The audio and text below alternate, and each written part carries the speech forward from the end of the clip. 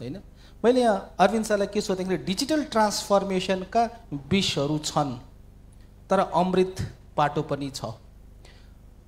मध्य प्रदेशमा राज्य संयन्त्रबाट, स्थानीय सरकारबाट र अरू जुन यहाँ सरोकार छ, स्वास्थ्य छ, शिक्षा छ, समाजको एउटा चाहिँ सांस्कृतिक धरोहर छ, डिजिटल ट्रान्सफर्मेसनको 2टा अथवा 3टा प्रमुख इक्जाम्पलहरू हामी युज केस भन्छौँ नि, छोटोमा के गर्न सकिन्छ जुनले चाहिँ साँच्चैमा डिजिटल हामीले चाहिँ अनुभूति गर्न पाऊँ र यहाँको जनमानस पनि डिजिटलतिर चाहिँ बढी सकारात्मक भएर अगाडि बढ्न सकोस्।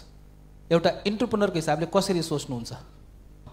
अमृत र विषका कुराहरू आयो। कुनै पनि यस्तो हो कि यो अमृत हो कि विष हो भनेको कुनै पनि कुरो पोजिटिभ हुनको लागि नेगेटिभको आवश्यकता पर्छ। नेगेटिभिटीको बिना पोजिटिभनेसको कुनै पनि भ्यालु चाहिँ हुँदैन। दुईटैलाई समानान्तरण तरिकाले त्यो नेगेटिभबाट सिक्नुपर्छ र पोजिटिभतिर त्यसलाई डाइभर्ट गर्नुपर्छ, छोड्न चाहिँ मिल्दैन भन्ने मेरो चाहिँ आफ्नो त्यसमा विचार हो। अब म जस्ट खास लगभग 5 दिन जति, अहिले कति वर्षपछि 5 दिन म आफ्नो गाउँतिर बस्न पाएको छु, कति वर्षपछि हैन। म आफ्नो गाउँ जाँदाखेरि मेरो चोकमा यतिकै बसिराख्दाखेरि मलाई मेरो गाउँको केटाहरूले आएर मलाई के भन्यो भने, दाइ मलाई नि अलिकति यो जस्तै हाम्रो कस्तो हुन्छ भने खल्तीहरूमा राष्ट्र ब्याङ्कको एउटा नियम हुन्छ कि डेली तपाईँले यतिको ट्रान्जेक्सन लिमिट हुन्छ या पर ट्रान्जेक्सन लिमिट यति हुन्छ भनेर। अनि उसले भन्यो मेरो ट्रान्जेक्सन बढाइदिनुहोस् भनेर। मैले भने यार गाउँमा त्यस्तो ट्रान्जेक्सनको आवश्यकता किन छ? त्यसपछि उसँग मैले कोर्डिनेट गर्दाखेरि म चाहिँ खल्तीको रिस्क एन्ड कम्प्लायन्स डिपार्टमेन्टको चेयर पनि गर्छु हैन। भनेको डिजिटल फ्रडहरू के छन् त होइन, त्यो पार्टको म चाहिँ लिड गर्छु खल्तीमा हैन।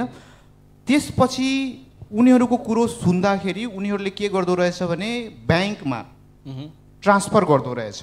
हजुर, अहिले भर्खरै तपाईँले कति 2 अरबको ट्रान्जेक्सनको न्युज पढ्नुभयो होला। त्यसमा चाहिँ 21 जना कलिला युवाहरूलाई सिआइबीले समातेको।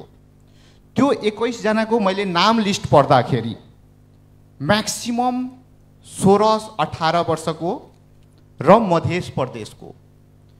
तिनीहरूलाई कस्तो हुँदो, म यहाँ खास यो प्रहरी प्रशासनलाई पनि यही मञ्चबाट पनि मैले जानकारी गराउन चाहन्छु कि मेरो गाउँको ती केटाहरू, त्यो युवाहरू थोरै पैसाको लोभमा, उसलाई थाहा छैन कि यो डिजिटल फुटप्रिन्टले भोलिको दिनमा म अर्काको लागि जुन पैसा ट्रान्सफर गर्दैछु उसलाई एउटा ट्रान्सफर बापत 50 रुपियाँ देला, तर उसलाई जेल जाने र त्यो 2 अरबको बिगोमा उनीहरू पनि पर्छ भन्ने कुरो उनीहरूलाई थाहा छ। पोजिटिभतिर जान खोजिरहेको थिएँ। हजुर, म यो अलिकति नेगेटिभ कुरो पनि यो मैले बुझाउन खोजेँ। यो फ्रडका केसहरूमा चाहिँ पोजिटिभको कुरा यदि गर्ने हो भने मलाई जस्तै मेरो मम्मी बहुत मिठो खाना पकाउनुहुन्छ।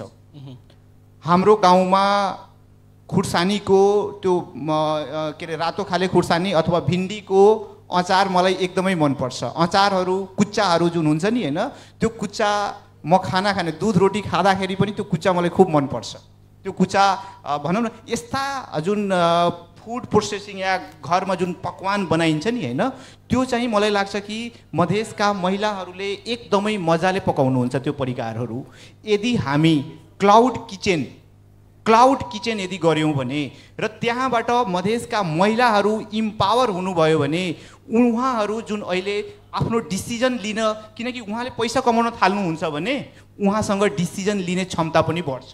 उहाँको पुरुषले उहाँमाथि औँला उठाउँदाखेरि बराबरीमा म पनि त कमाउने हो भन्ने अवस्थामा पुग्न सक्नुहुन्छ। त्यसैले मलाई के लाग्छ भने महिला इम्पावरमेन्टको लागि यो क्लाउड किचन, त्यसपछि यो ह्यान्डिक्राफ्टका कुराहरू होइन, त्यो पार्टलाई डिजिटली प्रमोट गर्नुपर्छ पहिलो कुरो। दोस्रो कुरो, आजभोलि मेरो छोरीहरूलाई पनि भनिराखेको हुन्छु, बेटा तपाईँहरूले पनि स्कुलमा सिक्छन् विभिन्न ह्यान्डिक्राफ्टका कुराहरू, यो कुराहरू घरमा प्र्याक्टिस गर्दाखेरि त्यति प्र्याक्टिस नगर, एउटा युट्युब च्यानल पनि बनाऊ। उनीहरूले युट्युब च्यानल बनायो अनि मलाई के भन्यो, ड्याडी तपाईँ ओल्ड इज हुनुहुन्छ, तपाईँले थाहै छैन अहिलेको ट्रेन्ड के हो भनेर। होइन, साँच्चै हो। मैले कुनै भिडियो बनाउँछु त्यसको कुनै पनि लाइक हुँदैन, उसले भिडियो बनाएको भाइरल भइदिन्छ के। होइन, भनेको यदि मधेसमा पनि केही नभए पनि हाम्रै कल्चर संस्कृतिको बारेमा पनि यदि युट्युब च्यानल बनाउँछ भने त्यसले राम्रो रेभिन्यू दिन सक्छ। यसको लागि केही पनि चाहिँदैन, केही पनि इन्फ्रास्ट्रक्चर चाहिँदैन। हामीसँग भएको मोबाइल र अहिले इन्टरनेट एकदमै सस्तो भइसकेको छ, त्यसले नै उसले राम्रो रेभिन्यू कमाउन सक्छ। डिजिटल ट्रान्सफर्मेसन यहाँबाट पनि सम्भव छ, एज अ इन्कमको रूपमा उसले जेनेरेट गर्न सक्छ। अब अगाडि जान्छु है त। हजुर। भनेपछि यहाँ अरविन्द सरले तीनटा कुरा मैले तीनटामा लिइरहेको छु र मैले त्यो सुन्ने प्रयास गरिरहेको छु। पहिलो कुरा, यो जुन डिजिटलका जुन अप्ठ्यारा छन् त्यसलाई चाहिँ न्यूनीकरण गरौँ भन्ने एकतिर उहाँ जान्नुभयो।